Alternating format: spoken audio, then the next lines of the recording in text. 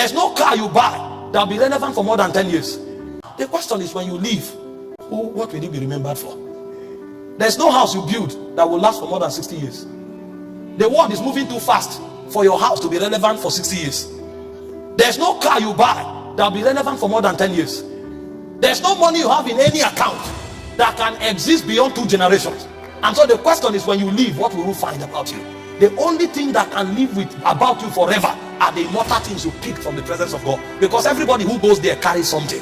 Some goes there, they carry favor. Some go there, they carry wisdom. Some go there, they carry power. And so the things they establish because they went to the immortal realms, they become immortal forever on the face of the earth. And so a man who has not journeyed in intimacy with God, he's already forgotten. He's just using money to sustain his influence.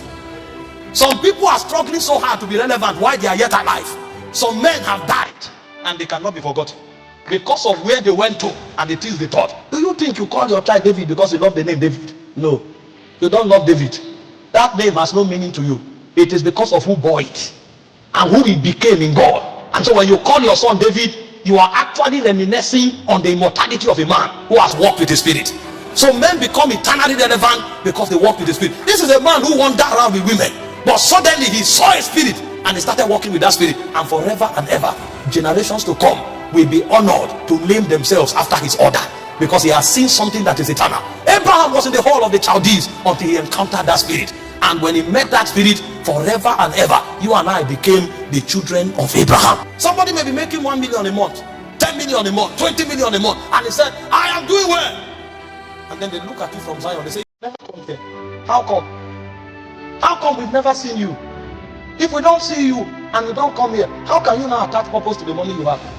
The money you have will now become the basis of your condemnation. Because when you go to where they whisper to the souls of men, they will tell you it is not about the money, it's about the purpose of that money. And you can never have an understanding of that purpose with your brain. It will be shown to you. And so the first true benefit of prayer is that in prayer, men are invited to walk with God. This is why the patriarchs of old exalted prayer, because they knew that outside of God they were nothing. And because they now know God forever and ever, their names will never be forgotten. Did you not read about Elijah?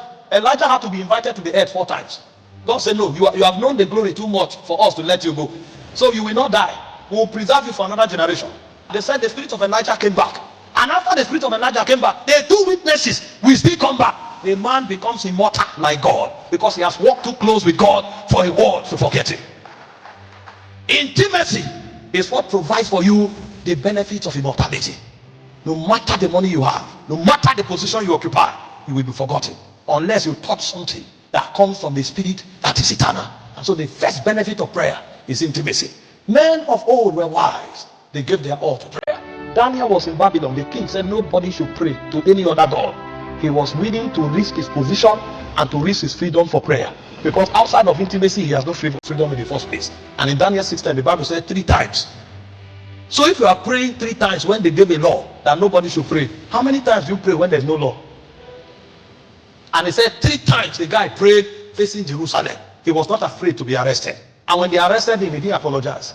I'd rather be nothing with prayer than to be everything outside of prayer. Because with prayer I have God, outside of prayer I have nothing. These men knew these things and they were willing to give their lives for it.